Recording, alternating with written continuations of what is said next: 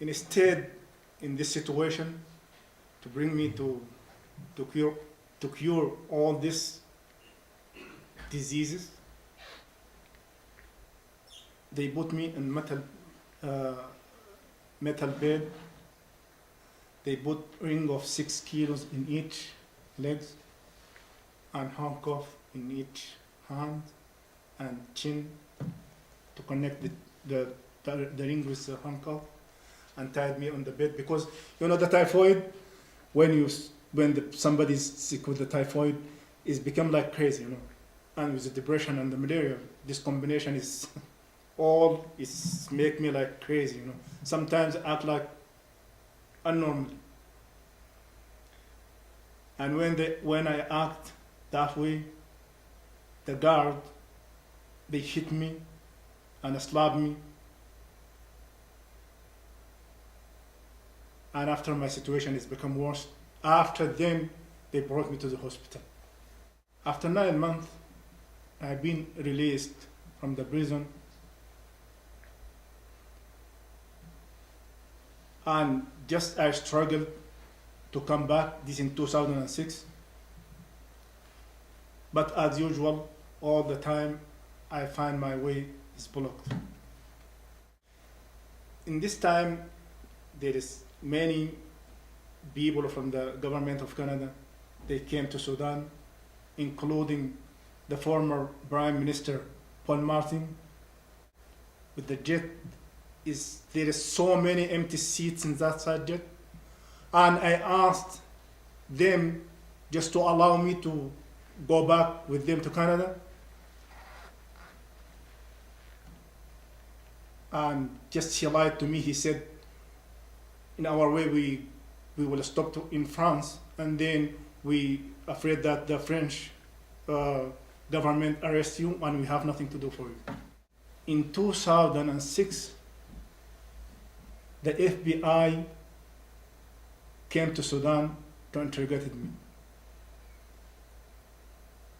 When the Sudanese secret police informed me with the FBI matter, I went to the Canadian embassy and I asked the consular to attend the FBI meeting with me, and he said to me he cannot do that until he go back to Ottawa and ask. Then when I came next day, he said, I cannot do that, go by yourself. I don't have no choice. I went to the FBI meeting. They asked me the same questions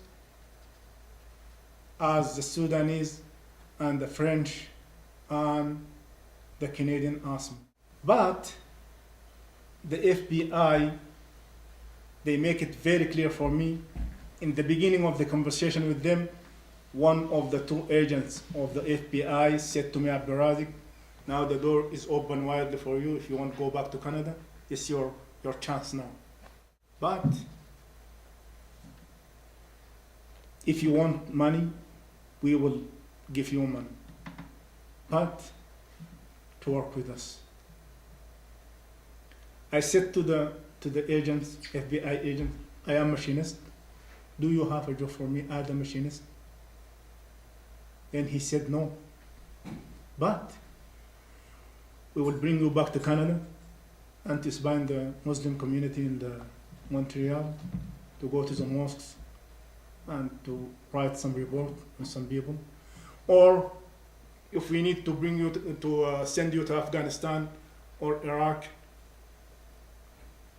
And I said to him, if I don't want to work with you, he said, you will be a homeless in the Khartoum street forever.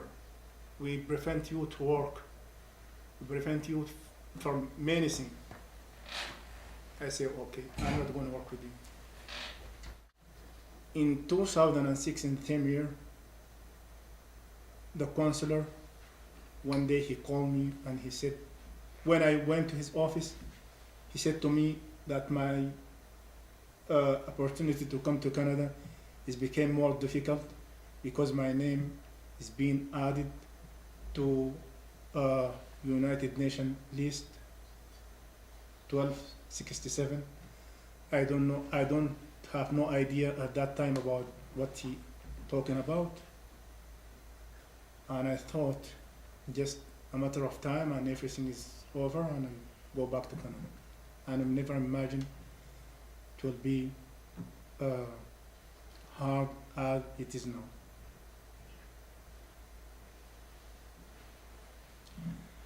In 2008,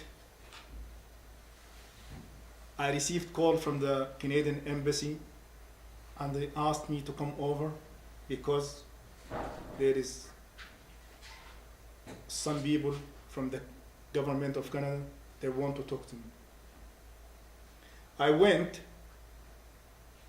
to the Canadian Embassy and I found out that a former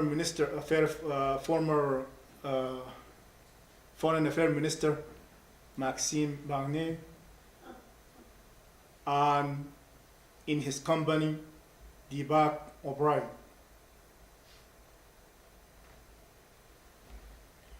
When I went to that meeting, instead, Mr. Deepak O'Brien, to assure me that my problem will be fixed, he interrogated me. He asked me 3 questions. And he put it a condition for me if I seek help from him to answer his questions. He asked me about Osama bin Laden, and he asked me about Hamas, and he asked me about Israel. 3 questions. And he put a condition for me if I want help just to answer these questions. Surely I need help. Just I gave him my own opinion on these 3 questions.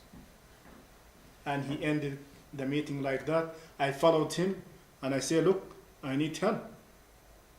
He said, Abdelrazik, your name on 1267 list. When you remove yourself from that list, we're going to help you. And he went inside the office. In 2008, after 1 month, after 1 month from O'Brien meeting, myself and my lawyer, we decided that to come with my story publicly. And just me, I scared if the story come public in Canada, surely the Sudanese are gonna know. And I'm afraid just to bring me back to the prison. I seek refuge to the Canadian Embassy. I spent 14 months in the Canadian Embassy. And still, the Canadian government put a obstacle on my way to come back to Canada.